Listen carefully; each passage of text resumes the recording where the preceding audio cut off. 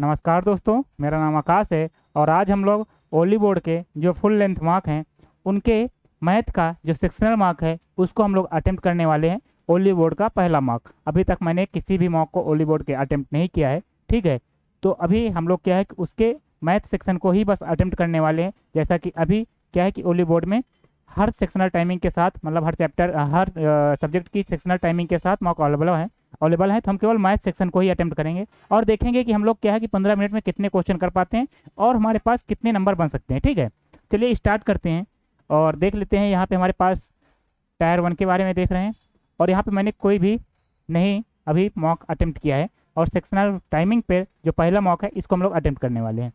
तो हम लोग स्टार्ट करते हैं हिंदी में। मुझे हिंदी ज़्यादा प्रेफर लगती है तो मैं हिंदी में ही चल रहा हूँ, क्योंकि मेरी जो अंडरस्टैंडिंग पावर है हिंदी में ज़्यादा सही है। तो चलिए स्टार्ट करते हैं।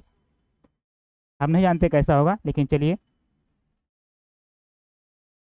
40 कॉमन कर लीजिए तो 23 हो गया, माइनस का 26 हो गया, प्लस का 26 हो गया, माइनस 7 हो 4 28। तो हमारे पास 21/40 हो गया। में कौन सी संख्या घटाई जाए? 3/8 प्राप्त हो, तो 3/8 प्राप्त होना। तो 3/8 माइनस कर दीजिए, 5×15 6/40। 6/40 मतलब 3/20। आगे चलिए, कहाँ से होगा? आगे चलेंगे तो हमारे पास ये क्या रीजनिंग है यार, सिट पिछाड़िए। रीजनिंग को हमको अटेम्प्ट ही नहीं करना है, जनरल इंटेलिजेंस है। इसको हम लोग सबमिट करते हैं और नेक्स्ट सेक्शन पे चलते हैं। ठीक है, अब हमारे पास मैथ आने वाला है। चलिए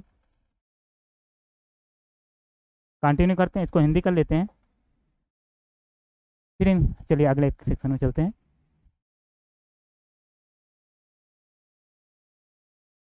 क्योंकि मुझे पता नहीं है कि मतलब क्या है कि किस समय पे आता है किस सेक्शन में।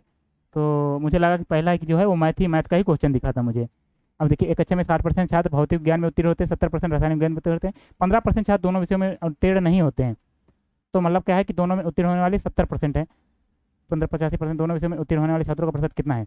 तो 40% जो है पहले में नहीं उत्तीर्ण होंगे। दूसरे में जो उत्तीर्ण नहीं होंगे हमारे पास 30% होंगे। और जो दोनों में उत्तीर्ण नहीं हो हमारे पास 15 हैं। तो हमारे पास यहाँ पे हो जाएंगे 25, यहाँ पे आपके हो जाएंगे 15। तो 25 15 40 हो गया, 40 45, 40 55 हो गया। 55 मतलब 45 हो जाएगा इसका आंसर। ठीक है, दोनों विषयों में उत्तीर्ण होने वाले छात्रों के यही हो जाएगा। देखिए सिट यही होगा। चलिए नेक्स्ट क्वेश्चन में चलते हैं। मार्क वर्क करते हैं। 198 लीटर में एक बर्तन में दूध और पानी का अनुपात 5:4 है। पहले मिश्रण से 36 लीटर निकालकर उसकी जगह पानी मिला दिया जाता है और फिर मिश्रण से 44 लीटर निकालकर उसकी जगह पानी मिलाया जाता है। अंत में दूध और पानी का अनुपात। देखिए, रिमेनिंग बटे टोटल में फोकस करते हैं। हमारे पास क्या है कि 198 का मिश्रण है और उसमें हमारे पास क्या निकाल रहे हैं, इसमें 36 लीटर उसकी जगह पानी मिला दिए, पानी मिला रहे हैं। तो हमारे पास दूध पे फोकस करेंगे। तो दूध हमारे पास क्या है कि 5/9 हो जाएगा। और कितना निकाल रहे हैं हम लोग? निकाल रहे हैं 44 लीटर। 36 लीटर निकालें, अगर 36 लीटर निकालेंगे तो हमारे पास कितना हो जाएगा? 8 में छा गए 2 हो जाएंगे और 162/198। फिर गुड़े हमारे पास फिर 44 निकाल रहे हैं, तो 44 निकालेंगे तो 8 4 जाएगा और हमारे पास 5 हो जाएगा। 154/198। तो यहाँ से 198 से 198 करेगा। यहाँ से 11 से काटेंगे, 11 1 के 11, नहीं 11 1 के 11, 11 4 44, 11 1 11, 11 8 88, 18 9 162 हो गया। 9 से 9 कट गया, 14 5 70। इसको रहने देते हैं। तो 14 5 70/198, 70/198 आपके पास आया। तो दूध और पानी का, तो हमारे पास 70 दूध है तो हमारे पास पानी कितना हो जाएगा? पानी आपके पास हो जाएगा 70:30। 98 30 जोड़ देंगे 128, तो 35 64। एक वृत्त में जीवा की लंबाई 80 सेंटीमीटर है, वह केंद्र से 9 सेंटीमीटर तो वृत्त की त्रिज्या तो हमारे पास हो जाएगा 40 40 9 40 41।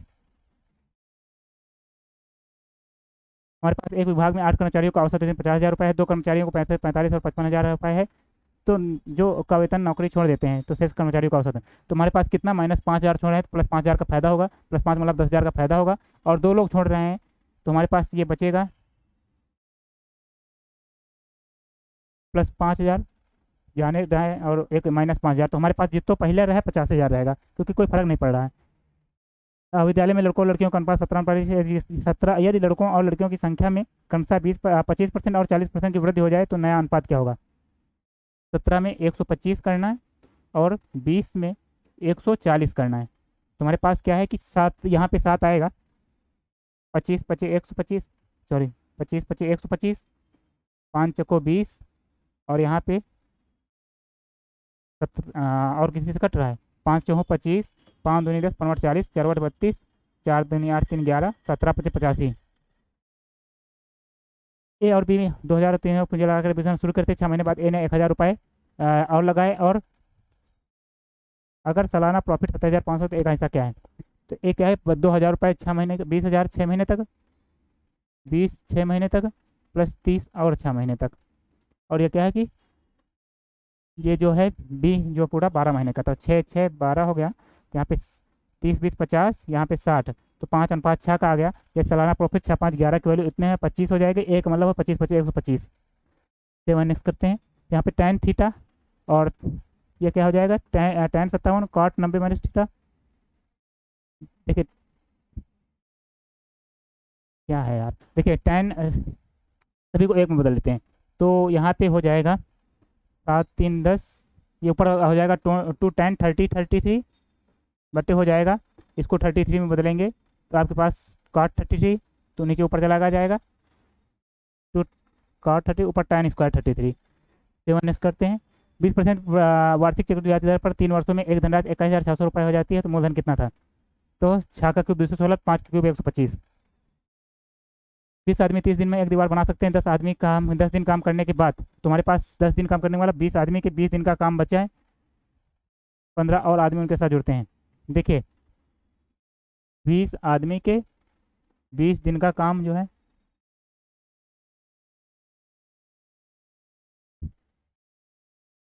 देखिए 20 आदमी 30 दिन में काम पूरा कर सकते हैं। क्या है कि काम क्या है कि 20 गुणे आदमी 10 दिन तक किए, तो उसके बाद क्या 15 और आदमी उनके साथ जुड़ गए, तो हमारे पास 15 और जुड़ गए, टोटल हमारे पास एक्स मान लेते हैं। दीवार को बनाने में पूरा कितने और कितने दिन लगेंगे, तो यहाँ पे क्या है कि 200 घटा दिए, 600 में 200 घटाएंगे 400 हो जाएगा, और 400 में क्या है कि 15 और जुड़े थे, तो 20 15 35 हो गया, तो हमारे पास 45/7 हो जाएगा। तो हमारे पास क्या हो जाएगा, 12 7 84 नहीं, 11 7 77 3 80/7। सेवन नेक्स्ट करते हैं, एक जार में 2 रुपये और 5 रुपये के सिक्कों का अनुपात 9:7 के अनुपात में है, यदि कुल राशि 212 रुपये है, तो हमारे पास कुल सिक्कों की संख्या बतानी कितनी होगी? कुल राशि 212 है, तो देखिए 9 दूनी 18 हो गया, 7 पन्ना 35 हो गया, तो 7 पन्ना 35 हो गया, तो 8 5 43 हो गया, 43 53 हो गया, 53 की वैल्यू 212 है, तो कहने का मतलब 4 होगा। 4 का मतलब है तो सिक्कों की कुल संख्या 4 9 9 7 16 चौको 64। फिर नेक्स्ट करते हैं, फिर यह खंडाकार मतलब हो जाएगा 3 धाम 30 10 हो जाएगा।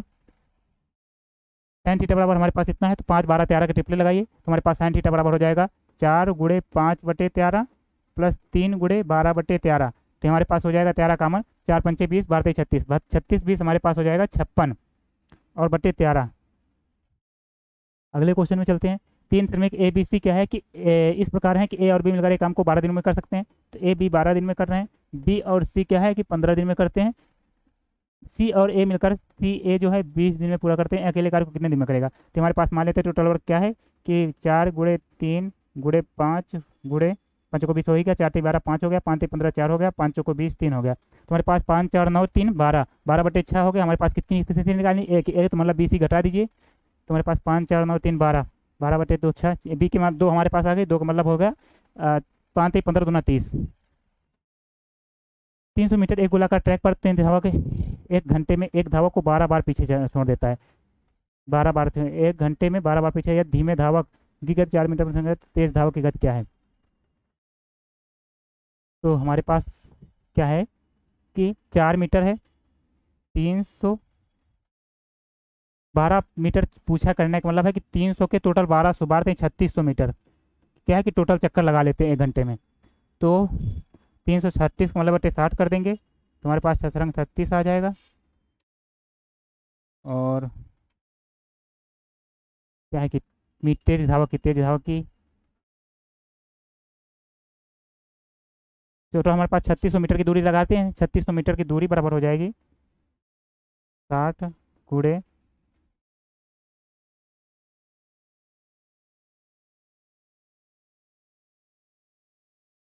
दूरी बराबर 4 गुणे समय, हमारे पास ए माइनस बी, तुम्हारे पास क्या है घंटे में मतलब 3600 ये भी कट जाएगा, तो x-4 हो जाएगा, x-a हमारे पास क्या है कि धीमे की दे रखी है, तो हमारे पास x-4 1 5 हो जाएगा, ठीक है, 3600 सेकेंड होंगे ना। तो हमारे पास क्या है कि 3 का क्यूब, यहाँ पे क्या हो गया, 9 का स्क्वायर, स्क्वायर रूट 3 हो गया। और देखिए 13 की पावर 1/2, 1/2 प्लस 1/3, तुम्हारे पास 3 दूनी 6, 5/6 हो गया, 13 की पावर 5/6। और 9 की पावर क्या होगा, 9 की पावर भी यही हो जाएगा, 13 या 117 हो जाता है, 5/6, 7/9। इसको छोड़ते हैं अभी, अगले क्वेश्चन में चलते हैं। अगला क्वेश्चन, एक वर्गाकार भूखंड की भुजा 103 सेंटीमीटर है। भूखंड के बाहर चारों ओर 5 मीटर चौड़ाई वाली एक सड़क बनाई जाती है। सड़क का क्षेत्रफल क्या है? तो क्या है कि देखिए, 5 5 10, तो हमारे पास दोनों तरफ 10 हो जाएगा, तो 140 गुड़े 140, 14 196, माइनस 13 169, डबल जीरो घटा दीजिए तो हमारे पास आएगा, हमारे पास 70, 76 में 20, 27, 2700।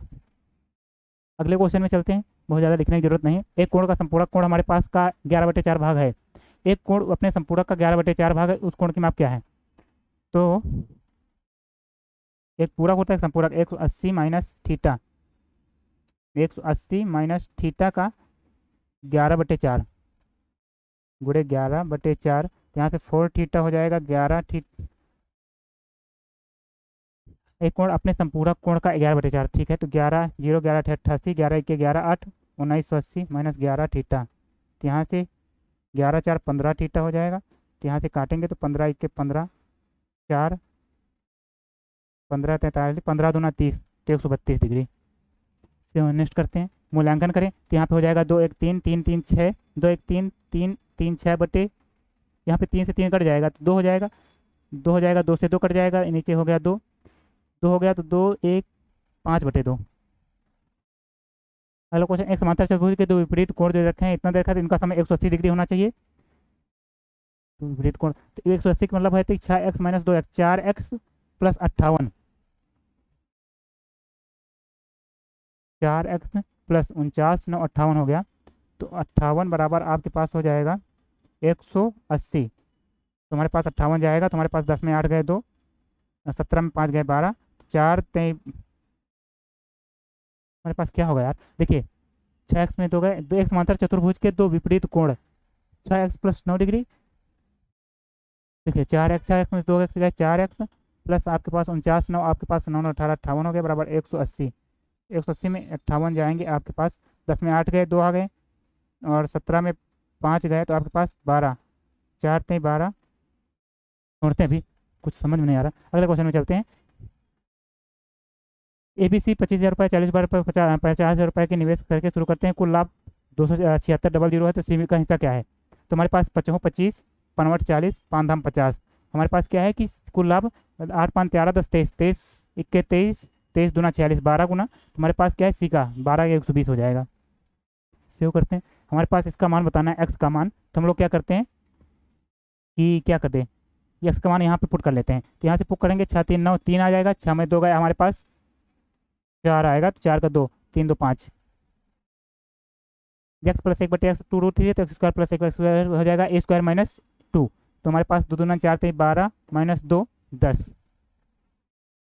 एक विक्रेता 8 रुपये प्रति पेन की दर से पेन खरीदता है और 24 रुपये प्रति पेन की दर से बेच देता है, ठीक है, तो 18 रुपये का खरीदा और 24 रुपये में बेच दिया।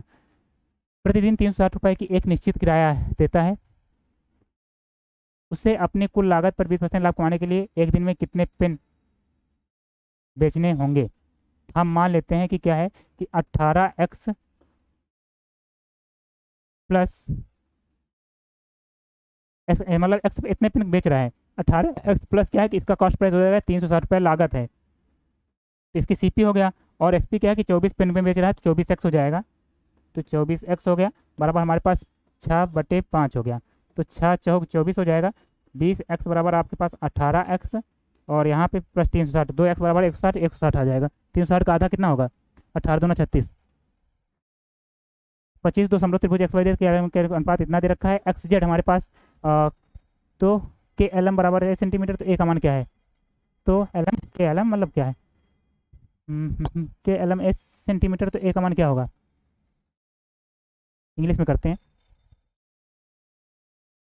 के एम, के एम हमारे पास है, तो अगर के एम हमारे पास क्या दे रखा है, के एम हमारे पास क्या है कि ए है, तुम्हारे पास एक्स जेड का पता होना चाहिए। एक्स जेड हमारे पास दे रखा है, तो 42.2 बटे ए जो है ये हो जाएगा।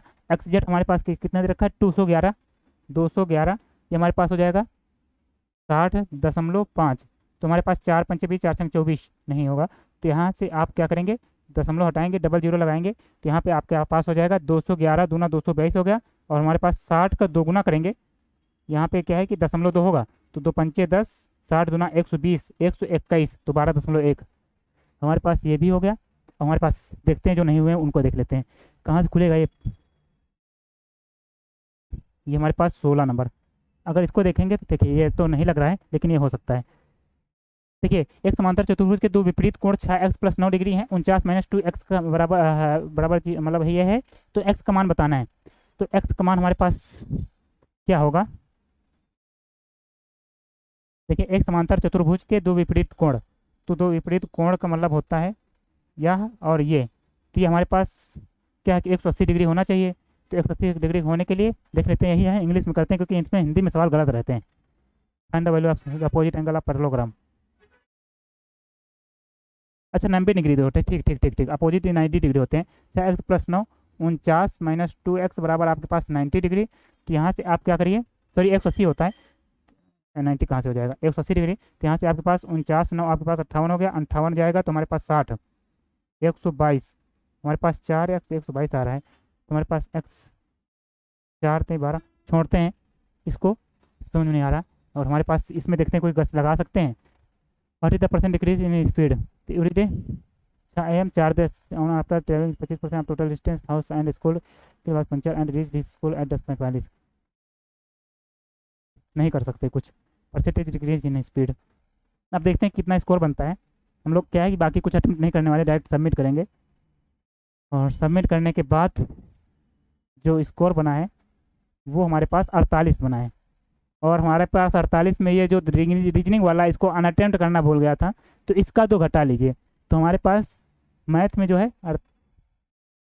है क्या है कि 2 क्वेश्चन जो मैंने अटेम्प्ट नहीं किए वही छूटे हैं। और उसमें से ये मैं देख लेता हूँ कि इसमें क्या मिस्टेक मैं कर रहा था। तो इसका मिस्टेक देखेंगे आप तो सोल्यूशन में जाते हैं। और अरे यार अपोजिट एंगल का बराबर होते हैं ना, मैं भूल गया था, ये आसान क्वेश्चन था, ये मुझसे छूट गया। एक्चुअली क्या है कि मैंने मेंस के बाद पढ़ाई भी बंद कर दी थी, तो इसकी वजह से बहुत सारे कॉन्सेप्ट मेरे भूल भी चुके हैं, है ना। तो मैंने क्या है कि अपने प्रीवियस एक्सपीरियंस के बेसिस पे ये मार्क अटेम्प्ट किया था। बाकी ऑलरेडी आप लोगों को पता ही होगा कि मैं ऑलरेडी इस बार SSC सीरियल में ऑफिस सुपरिटेंडेंट की पोस्ट पे सिलेक्टेड भी हूँ, ठीक है। तो चलिए आगे के इस तरह आपके सेक्शनल मार्क्स आते रहेंगे। आप सभी लोग प्यार बनाए रहिएगा। जय हिंद, जय भारत।